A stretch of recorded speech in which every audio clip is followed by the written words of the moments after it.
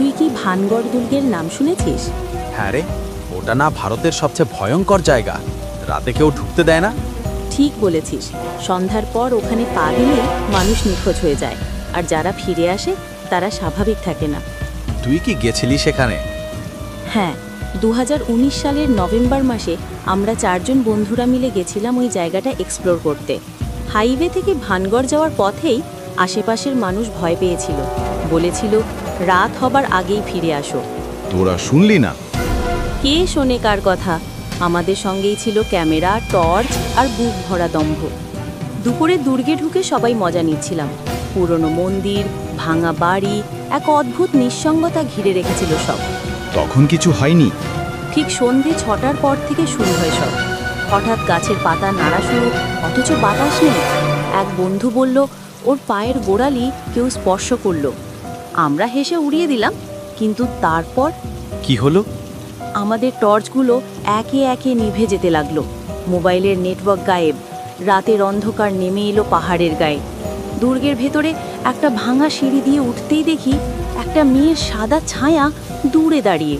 সত্যি? একেবারে স্পষ্ট, চুল খোলা, মুখ ঢাকা।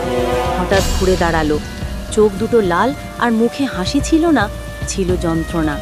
সে বলল, আমার শরীর ফেরাও, আমার আত্মা মুক্তি চায়। ভাই, এটা কি সত্যি?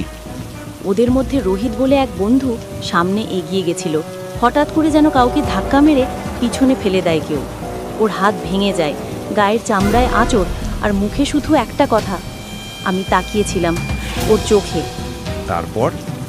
আমরা ওকে টেনে ধরে বেরিয়ে আসি দুর্গ থেকে, কিন্তু ততক্ষণে রাত 8টা বাজে। বেরোনোর পথ যেন বারবার ঘুরে ঘুরে একই জায়গায় ফিরিয়ে দিচ্ছে। সেই মেয়েটার কান্নার আওয়াজ চারদিক ঘিরে ধরেছে। ভানগড় আমার, কেউ বাঁচবে না। তোরা বাঁচলি কিভাবে?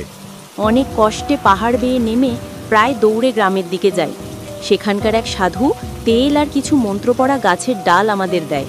বলে, জীবন রাখতে হলে চোখে চোখ রেখো না, ভয় পেও না, ও তখন জিতে যাবে।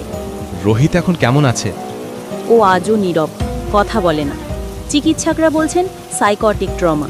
কিন্তু ওর চোখে আমি আজও মাঝে মাঝে সেই নারীর ছায়া দেখি, যেন ভানগড় থেকে কেউ আজও ওর ভিতরে থেকে গেছে।